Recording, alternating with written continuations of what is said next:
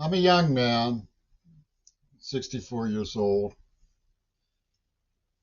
I was punished with Parkinson's, so I'm falling apart. What I'm being punished for is describing organized crime in the city of Pittsburgh, where I was a library clerk at a community college. I was one of those people who was one of the few people who objected to throwing away the card catalog. My concerns were dismissed. I wanted them to keep it because I foresaw the day where it was possible, there was an off chance anyway, that the unity of the internet system would be vulnerable to government sabotage or um, private um, intrusion, and that the card catalog would be a good idea to keep as a backup. But they threw it away. I had dated a girl who was uh, hooked onto me by Paul McCartney. His friends back in the days when artists were went out at night, and we had magazines and we talked and we mingled. We had girlfriends. Robert Fripp went around meeting everybody who was an artist that he could possibly meet. And he engaged me in a shadowy but huge production of Peter Gabriel's. I used to have all of these cards and letters from them. I've often wondered if it would be different today if I hadn't decided that I didn't like what he was doing and gotten rid of everything, rather than have to bear the weight of some sort of oh, association with him. It would certainly be easier to prove that it happened if I had all of that stuff. But you can refer to people who witnessed it at the college and in my family. People do still have copies of those letters. I just don't. I lost a lot when my 7 boxes of possessions were destroyed by my family. But the girl came on to me, and then when Gaza started happening, I wondered if she had a moment of conscience about what she did.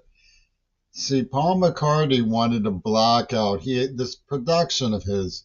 If you could see the people who roll their eyes and say, just wave off the hysterical libel that I would have had something or could have stopped what John Lennon and Yoko Ono were doing and what happened with them as ridiculous silliness that it is, you would get the idea of why they have this hangdog blackout going. But they wanted this super production going that I was an unfit boyfriend and could have saved John Lennon. And they put that on my forehead like the mark of Cain. You know, it allowed them to do anything they wanted to me, including torture me and give me Parkinson's and cover for how I was tortured. And it was silliness for me to think that Rosa would have conscience about it. I mean, she knew that the story she was covering for was the proof that AIDS was man-made, and she was just sabotaging me so that that didn't get around. And it came from these Israeli people. Gail Burstyn and Paul McCartney worked together. And Paul McCartney got it all wired up with Fripp and Pittsburgh's underworld. the University of Pittsburgh, Carnegie Mellon University. Hot honchos. One of them was a psychiatrist from Attica State Prison named Wadenmaker. How's that for a Frankenstein name? To argue that their myth was more important than the reality or the evidence. I'll give you an example of what they do. They give little jabs and barbs of innuendo about things that they unearthed about what went on with me. And they moved the action from when I was kidnapped and tortured as a child to when I was grossly inebriated in a new high school situation and got involved in a. Greg Carl used to say, Jimmy's going to perform for us. And they had me reading The Outsiders and so on. So they have this Outsiders incident. This kid was accused of stealing a bike. They wanted to get the bicycle back. And we were supposed to meet in the park to argue about it. And I got punched after I jumped on some guy's piggyback, some guy to lighten the atmosphere. I was drunk. I got punched. Jumped on some guy's back piggyback. That's all it was. It was just a joke.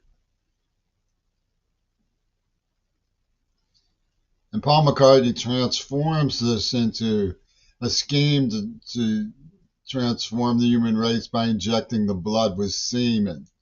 His agent, Will Zellbrome on Mount Desert Island, a Goebbels, promoting Wildman, who ran an AIDS operation with a girl who had needle tracks and a tattoo of death pointing at her vagina. It was a sex and death underworld, calling itself the Society for Human Ecology, the Green Party, Jackson Immunogenetic Laboratories.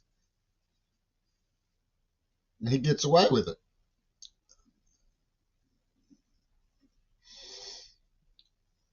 So they keep the story offline by saying that the myth has that they've promoted has debunked the particulars of the outrage. I mean, Rosa came on to me saying she loved me. I mean, and then they say that I'm a liar. And that Paul McCartney's form of hypocrisy is not what we thought the Beatles' hypocrisy was. It's certainly Beatles' hypocrisy, but it's hypocrisy elevated to a plastic explosive created by the Israeli scientists. It's a super hypocrisy. So, but the Beatles talk to everybody.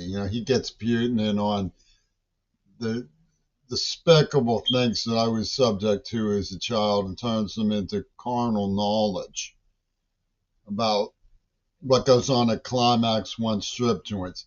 And let me give you an idea of the attitude of these Russians. Pennsylvania, almost across the board, was deceitful when it came to minority enforcement. The idea of corrupting morals of a minor doesn't exist. But the one place where these kidnappers failed to get me across the red line of the age issue was Climax One.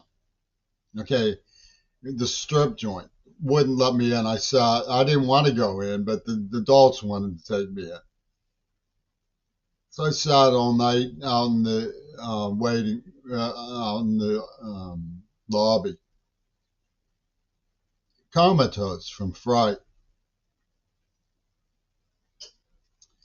And the Russians intervened on behalf of these monsters to say that the things that I overheard from the Climax One crowd when I was hostage there should be counted the myth construction of Greg Carl and Yoko Ono.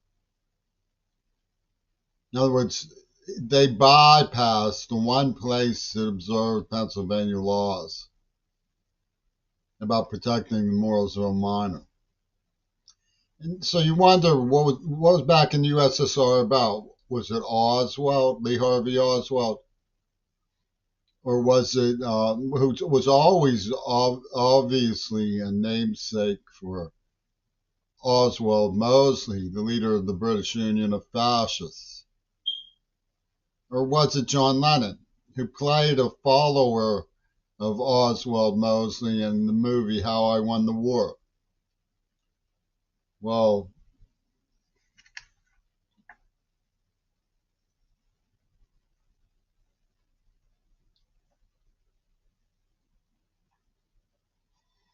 I don't know what else I wanted to talk about in this video. I can't read my handwriting from Parkinson's. I get awful dandruff too.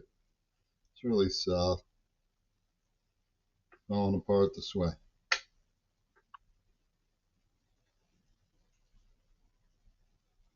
Well, I can make out one other thing I wanted to bring up. It's going to have to do with how much of a segue, which was who exactly was in on 911. My mother sent me an email. The deposit has been made. And Amanda Harcourt, who was the attorney for Paul McCartney, was working also with Queen Elizabeth. And I had heard from Martha Gellhorn. So we know that Amanda Harcourt was involved in 911. But it was a deception operation of some significance because these were the people who had released AIDS, taking it even further while claiming to be protesting. And this led Bush to open the floodgates for the destruction of smaller countries in the Middle East. It should be noted that the way that the Islamo-fascist crowd who had taken over Syria, who organized an element of Hamas to commit the Rave massacre that led to the Gaza massacre, cooperating with Israel. It was a fundamentalist tripartite system that Robert Fripp and his sister were party to. It was exhibited in Iran-Contra. People, you can't miss that Foucault, the decadent amoralist of Paris West Bank, who burned himself alive with AIDS as an Aaron Bush now, was meeting with the Ayatollah Khomeini. And Oliver North had this thing going with pulling out of the Jimmy Carter rescue attempt when it went down, and so almost as if it was sabotaged. And he was working with Ghorbanifar on what was known as an Iran-Contra circle, where Israel was giving the Islamo-fascist missiles from America to raise money to mine Nicaraguan harbors, which is where Franklin Graham found this guy who executed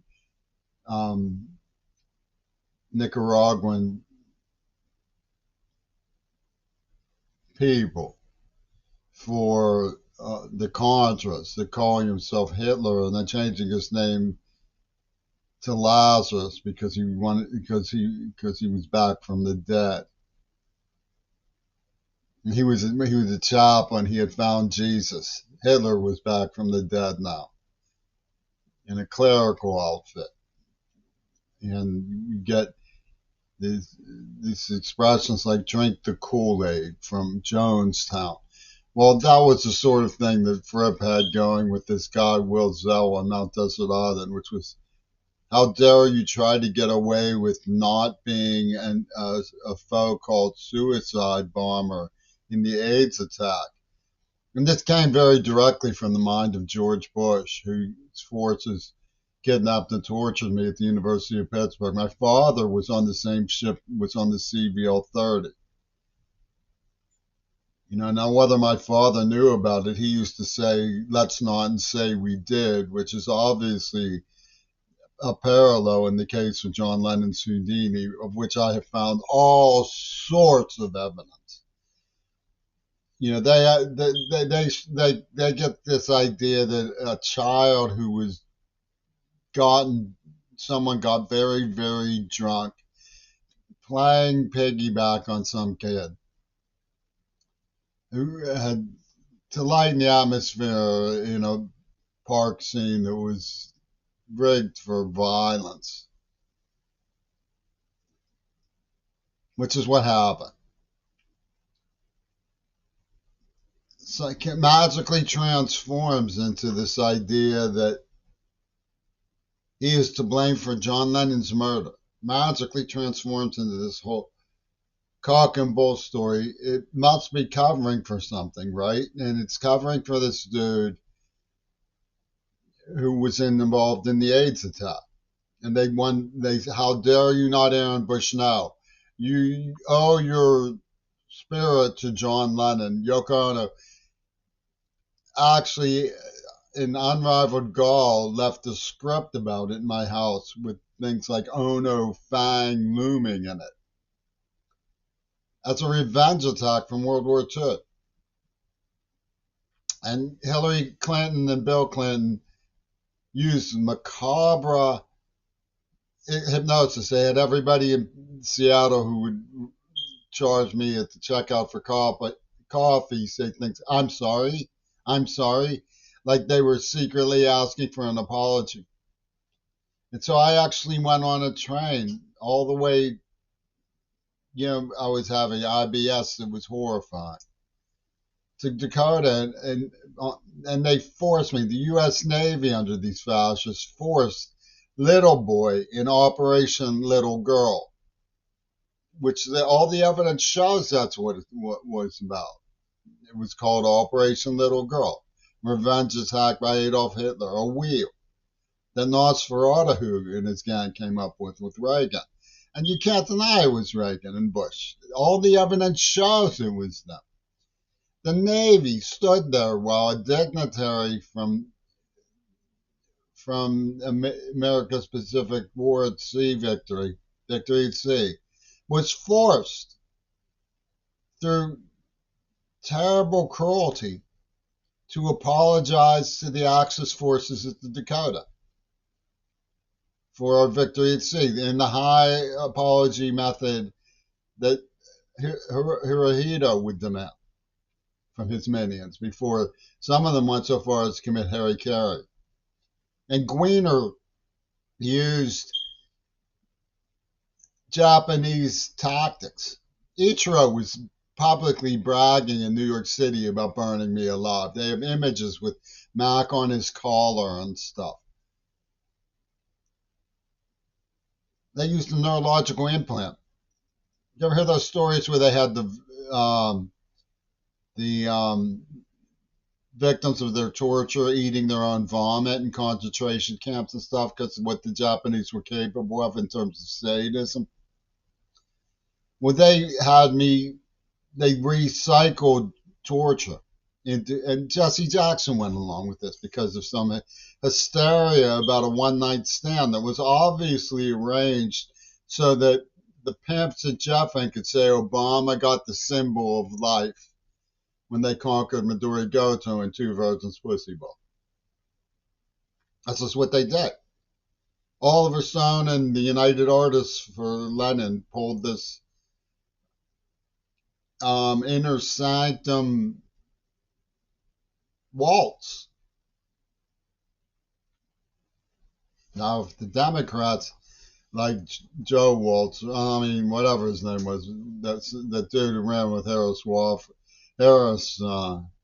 Franco Harris, whatever her name is, Kamala, had any sense when they saw the writing on the wall, they would have should have said to the American people, look, um, we understand that you may vote against us because we're so stupid and fascist that we stood up for a brazen genocide against children, a Gaza rape massacre. Don't be so stupid as to vote in a majority in Congress. Make sure for the Republicans. Make sure you have something as a check and balance against this madman. I'll read you something that was written. Today is April 20th. It's Hitler's birthday and Easter, 2025. 6 months to a day, as Gail Burson points out, from my birthday. I'll read you this. This was in Substack, and I'm not sure who wrote it, but Sherlin's newsletter, it's called. Over the past 3 weeks, Trump's monstrous reign has shaken this country to its core. He has upended every fairy story Americans have ever told themselves, every myth we have indulged about who we are, about merit, the rule of law, about the unshakable strength of our Constitution, and about American exceptionalism. He has smashed through every norm, every basis for deference and good faith, every presumption of goodwill, and every rational approach to policy. He has identified and taken advantage of our every weakness, and so doing has revealed America to itself. Brutal as it has been, we are now left now to see our strengths and to confront our weaknesses with clear eyes. The coming weeks will challenge us like never before. That's not really hyperbole. He's criminally insane. But the Democrats are to blame that he was brought to power by making ordinary people, which the Democratic Party supposedly represents ordinary people, look lasciviously genocidal. The way Joe Biden did is an outrage, a screaming outrage against the dignity of the human race, much less America.